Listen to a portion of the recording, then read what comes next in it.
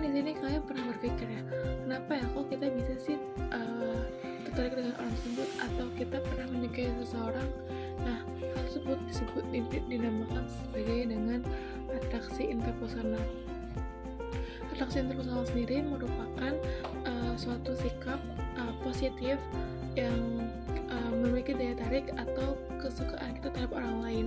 Menurut Montoya dan Harton tahun 2004 menyatakan bahwasannya atraksi interpersonal ini merupakan suatu respon terhadap orang lain, seperti ingin mengenalnya lebih dekat, atau rasa suka ingin memilikinya, hingga rasa ingin selalu bersama dengan orang tersebut. Dalam hal lain juga dinyatakan bahwasanya atraksi interpersonal ini merupakan suatu proses pertama kali untuk menyampaikan komunikasi. Dalam hal ini, faktor-faktor atraksi interpersonal itu menyangkut dua hal, yaitu faktor personal dan situasional.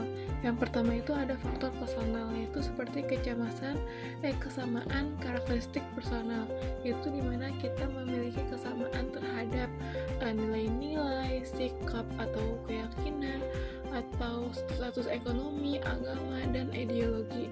Dimana ketika kita memiliki kesamaan terhadap orang lain, maka kita akan lebih percaya diri atau bahkan dapat meningkatkan harga diri kita.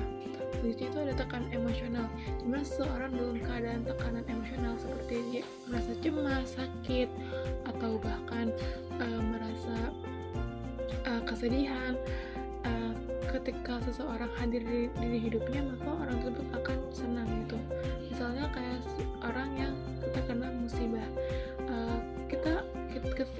ketika kita menolongnya, maka orang tersebut akan senang gitu atas kehadiran kita. Jadi itu ada faktor harga diri yang rendah.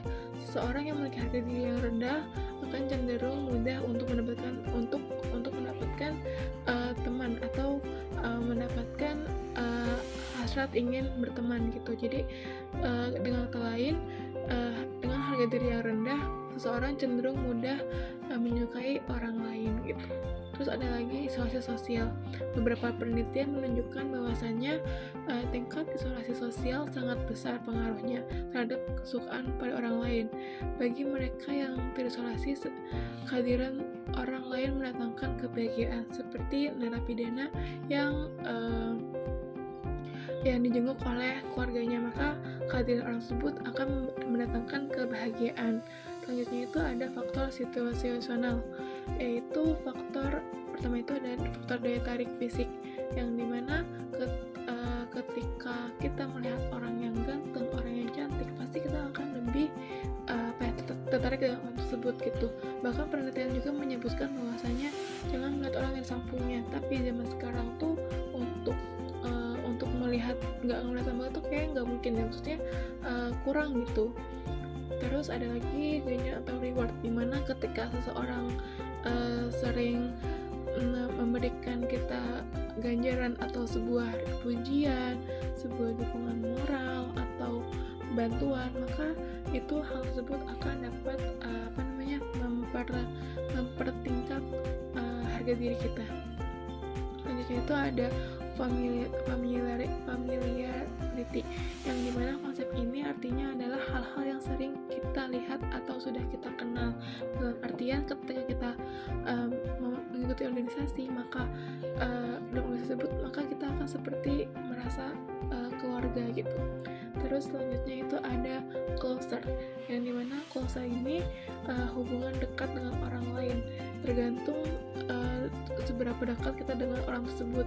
Misalnya hal itu jadi ketika kita punya tetangga yang memang masa kecil kita bareng sama dia hingga saat ini gitu. Terus ada lagi tentang kemampuan, kita akan lebih tertarik dengan orang-orang yang memiliki kemampuan di atas kita, karena ketika orang yang punya kompetensi lebih tinggi, kita akan merasa diangkut gitu. Misalnya kayak contohnya teman kelompok yang punya kompetensi sama yang enggak, pasti kita akan lebih memilih orang yang kita akan memilih dengan teman kelompok yang punya kompetensi tersebut.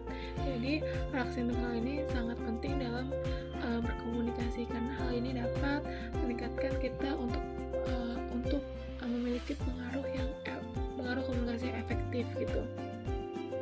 Dan juga dengan adanya reaksi intersosial ini membawa kita untuk seseorang memiliki daya